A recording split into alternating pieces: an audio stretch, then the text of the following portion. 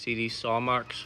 They are very difficult to get rid of sometime when they're cut this deep. You can go on a sander and get rid of them, but it takes time and more chance of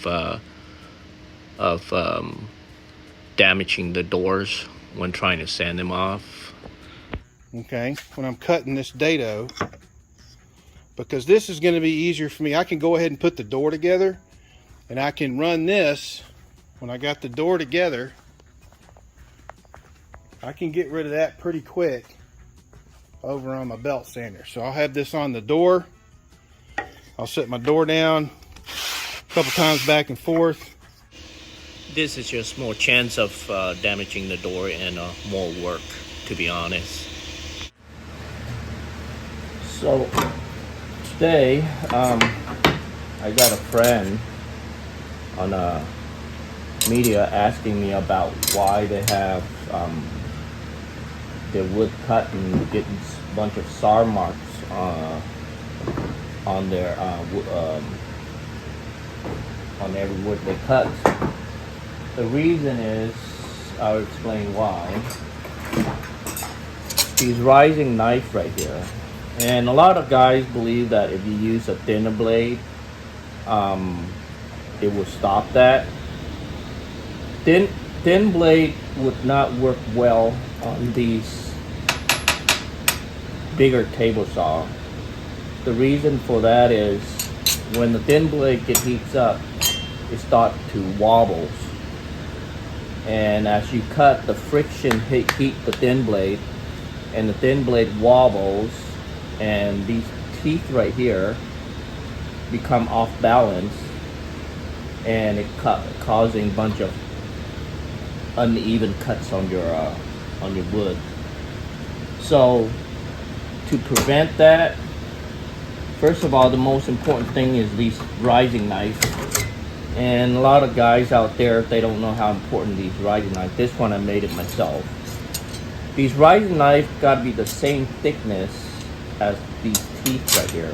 Let me take this out and I'll show you.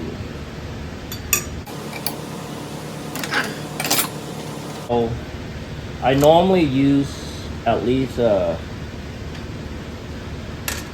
bit thicker, beefier blade. You know, Diablo blade, but you know,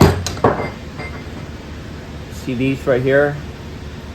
Let me grab some blades so you can compare.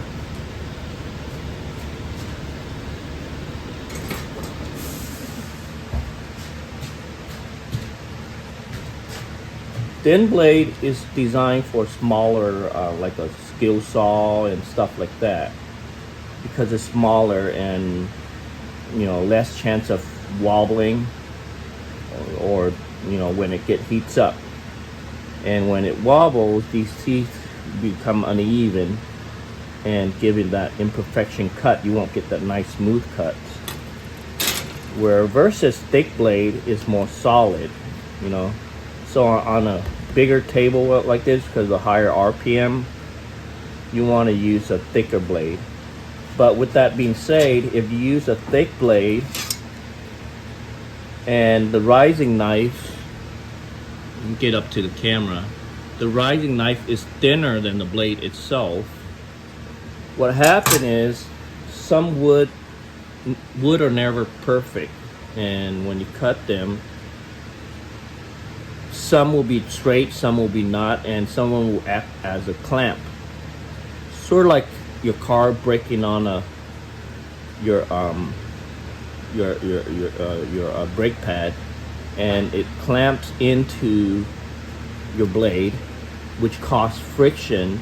The friction then heats up, then your blade becomes wobbly.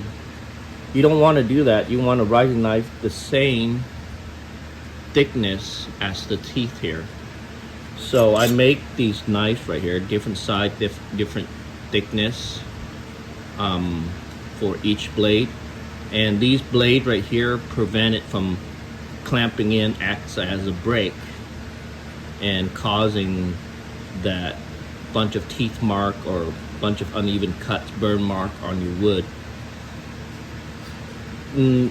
It's not a big deal, you can sand it off, but imagine you doing 30-40 doors, or a bunch of different panels and stuff. The sanding can take all day. Sanding alone is the most crucial part of woodworking, and if you spend all day just on sanding alone, you're killing your time and your business. So like I say, the most important is your rising knife, and your rising knife will prevent that from happening.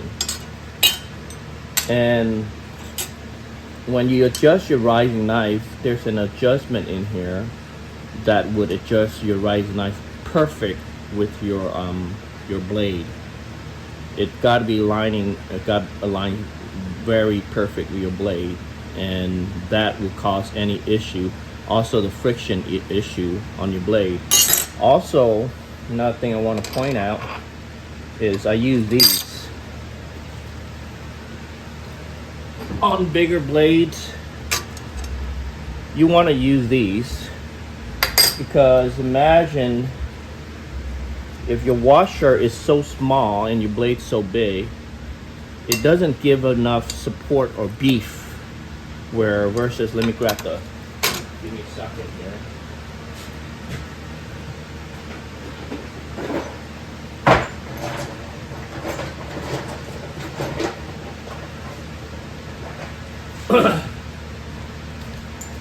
See these right here? This is what most factory it comes with, and they're small. When they're small, it doesn't give the blade that support its need, and without this and the proper rising knife, and the wood breaks into your blade, you're gonna get those cuts, those burn mark cuts, and those even cuts. And you're smart enough, you don't want to spend all day sanding it. But anyhow, I use these plates right here, clamp it on both sides, and I add in this also. That way it'll prevent the blade from wobble or warp or whatever when it heats up, and it'll give that uneven cuts. So that's pretty much it. I mean, you could take my word or not, it's up to you. A lot of guys out there, they'll give you different advice, but I can tell you from experience, do not use thin blade on a table saw. That won't prevent that from happening. You get it regardless. The only way you won't get it is the proper rising knife. That's the crucial. A thick blade, and also these big washer. That's pretty much it. And I'll do some cuts for you and let you see how it look like.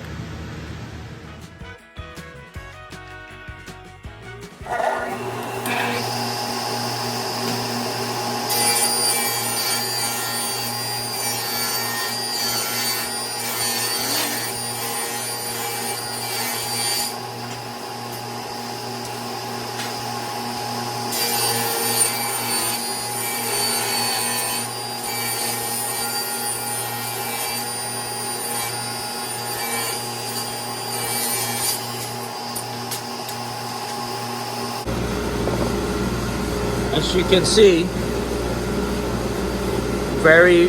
hold on, let me turn this off.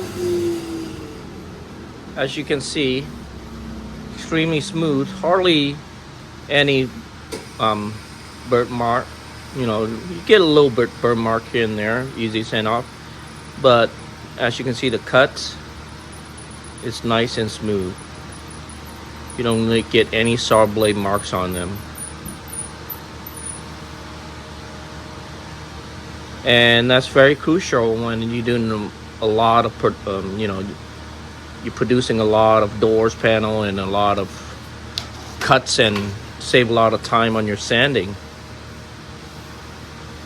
See how,